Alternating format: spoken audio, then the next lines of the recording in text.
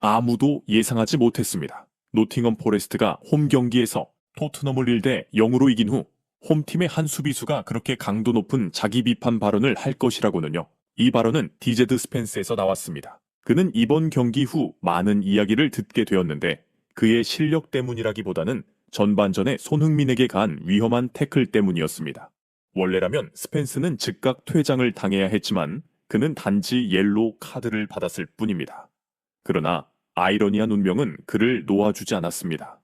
경기 종료 직전 감정적인 반응으로 결국 레드카드를 받고 퇴장당하게 되었습니다.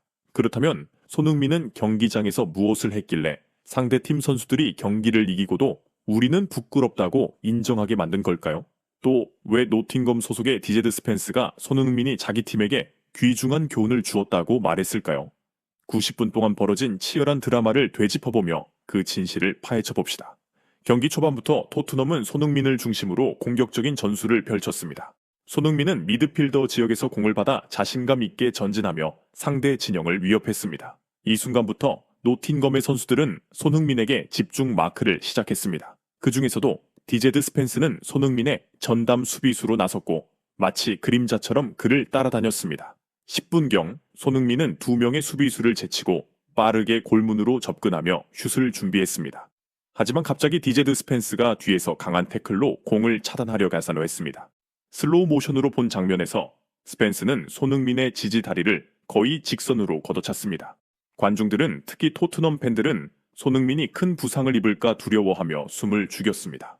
손흥민 자신도 그라운드에 쓰러져 몇 바퀴를 굴렀지만 다행히 마지막 순간 회피 동작 덕분에 심각한 부상은 피할 수 있었습니다. 주심이 즉시 레드카드를 꺼낼 것이라 예상되었지만 그는 옐로 카드에 그쳤습니다. 이 결정에 토트넘 선수들은 강력히 항의했고 엔지 포스테코글루 감독도 터치라인에서 분노를 표출했습니다. 그러나 놀랍게도 손흥민은 동료들에게 진정하라는 손짓을 하며 경기를 계속 이어가자고 독려했습니다. 이후 손흥민은 인터뷰에서 이렇게 밝혔습니다. 매우 위험한 반칙이었지만 저는 누구도 퇴장당하길 원하지 않았습니다. 우리는 공정하고 아름다운 축구로 승리하고 싶었습니다. 손흥민이 팀 동료들에게 보낸 진정하라는 신호는 단순히 감정을 억누르라는 의미를 넘어 그의 스포츠맨십과 페어플레이 정신을 드러냈습니다. 토트넘이 승점이 절실한 상황에서도, 심지어 큰 부상을 피한 직후에도 그는 항상 프로페셔널한 태도와 인간미를 잃지 않았습니다. 그는 심판에게 레드카드를 요구하거나 과도한 액션으로 상황을 과장하지 않았습니다. 이는 다른 리그에서 종종 볼 수 있는 모습과는 크게 대조됩니다. 그 사건 이후 손흥민은 스펜스와의 충돌을 피하며 경기를 안전하게 진행할 수도 있었습니다. 하지만 그는 여전히 공을 잡고 스펜스가 지키는 지역으로 돌파를 시도하며 두려움 없는 모습을 보였습니다. 전반전 후반 30분 동안 손흥민은 적어도 2번 개인 기술로 스펜스를 제치려 했습니다. 한 번은 저지당했고 다른 한 번은 페널티 박스 안으로 침투했지만 득점으로 이어지지는 않았습니다. 중요한 점은 손흥민이 충돌 후에도 아무런 불만 없이 바로 일어나 경기에 집중했다는 것입니다. 마치 그 위험한 태클이 아예 존재하지 않았던 것처럼 말이죠. 노팅엄 포레스트의 감독은 경기 후 기자회견에서 이렇게 인정했습니다. 손흥민은 정말 페어플레이 정신이 강한 선수입니다. 많은 선수들이 그 상황을 이용해 심판에게 스펜스의 퇴장을 요구했을 겁니다. 하지만 손흥민은 그러지 않았습니다. 오히려 동료들에게 상황을 복잡하게 만들지 말라고 말하는 것처럼 보였습니다. 전술적인 측면에서 토트넘은 경기 대부분의 시간 동안 공을 점유하고 슈팅 기회를 많이 만들었지만 효율성이 부족했습니다. 손흥민, 브렌난 존슨, 솔란케로 구성된 공격진은 계속해서 슈팅을 시도했지만 노팅엄의 골키퍼 셀스의 선방에 막혔습니다. 반면 노팅엄은 강한 압박과 전술적인 파울을 통해 토트넘의 공격 리듬을 끊어내는 전략을 펼쳤습니다. 경기의 유일한 골은 전반 28분 노팅엄이 수비에서 빠르게 전환하며 방역에 나선 상황에서 나왔습니다. 엘랑가는 포스터 골키퍼와 1대1 상황에서 침착하게 득점하며 팀을 1대 0으로 앞서게 했습니다. 이후 토트넘은 강하게 공세를 펼쳤지만 노팅엄의 수비진과 특히 골키퍼 셀스는 견고한 모습을 보였습니다.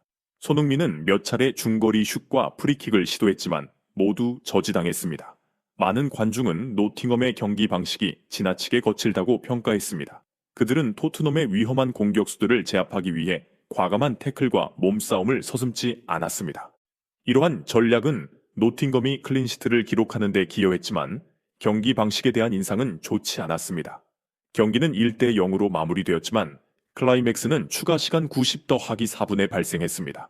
토트넘이 총공세를 펼치는 상황에서 스펜스는 터치라인 근처에서 심판 또는 상대 선수과의 마찰 후 과도한 반응을 보였습니다. 이에 심판은 즉시 두 번째 옐로 카드를 꺼내며 스펜스를 퇴장시켰습니다. 이는 경기 초반에 레드카드 위기를 모면했던 스펜스가 결국 중징계를 피할 수 없었다는 사실을 보여줍니다. 그 순간 손흥민은 스펜스에게 다가가 위로의 말을 건넨 것처럼 보였습니다. 토트넘이 패배했음에도 불구하고 손흥민은 여전히 친절한 태도를 유지했습니다. 한 기자는 손흥민이 스펜스의 어깨를 가볍게 두드린 후 토트넘 동료들에게 말다툼을 피하라고 격려하는 장면을 포착했습니다. 손흥민의 차분한 눈빛은 자신의 실수를 되돌릴 수 없다는 것을 깨달은 스펜스의 상기된 표정과 대조를 이뤘습니다. 경기가 끝난 후 디제드 스펜스는 기자들에게 둘러싸였습니다. 경기 중 불타오르던 그의 얼굴과는 달리 그는 인터뷰에서 뚜렷한 후회와 반성을 드러냈습니다. 우리 팀이 승리하긴 했지만 손흥민은 우리에게 소중한 교훈을 주었습니다. 제 경기 방식이 정말 부끄럽습니다. 전반전에 손흥민에게 태클을 가했을 때 저는 당연히 퇴장당했어야 했습니다. 그런데 손흥민은 심판에게 강력한 처벌을 요구하지 않았고 페어플레이 정신으로 계속 경기에 임했습니다. 그것은 정말 존중받아야 할 행동입니다. 그는 이어서 이렇게 덧붙였습니다.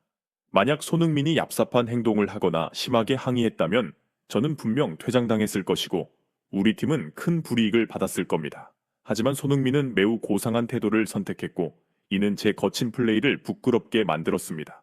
저는 우리 팀이 스코어에서 이겼지만 스포츠맨십에서는 졌다고 생각합니다.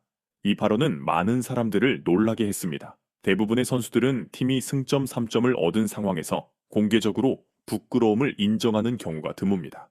하지만 스펜스는 아마도 이런 사실에 억울함을 느꼈을 것입니다. 그들의 승리가 일부 거친 경기 스타일 덕분이었고 그로 인해 거의 부상을 당할 뻔한 손흥민이 오히려 관대하게 행동했기 때문입니다. 이번 시즌 초반부터 손흥민은 뛰어난 골 결정력, 스피드, 그리고 안정적인 경기력으로 찬사를 받아왔습니다. 그러나 이번 경기는 손흥민의 또 다른 면모를 보여주었습니다. 바로 프로페셔널함, 인간미, 그리고 페어플레이 정신입니다. 토트넘이 패배했음에도 불구하고 손흥민은 자신을 넘어뜨린 행위에 대해 단 한순간도 분노를 표출하지 않았습니다. 만약 부상이 발생했다면 한 선수의 시즌 혹은 커리어를 파괴할 수도 있는 상황이었음에도 말입니다. 스펜스와 노팅엄 포레스트 팀 전체가 손흥민에게 감탄하고 존경심을 표한 이유는 손흥민이 여전히 주도적으로 공격하며 상대를 존중하는 태도를 보였기 때문입니다. 그는 회피하거나 얕은 수로 상대를 압박하는 대신 강력하고 아름다운 플레이를 선택했습니다. 토트넘의 감독 엔지 포스테코글루는 이렇게 말했습니다. 이것이 제가 손흥민을 믿는 이유입니다. 그는 절대 연기를 하거나 심판을 속이려는 행동을 하지 않습니다. 팀이 졌더라도 저는 그의 정신력을 자랑스럽게 생각합니다.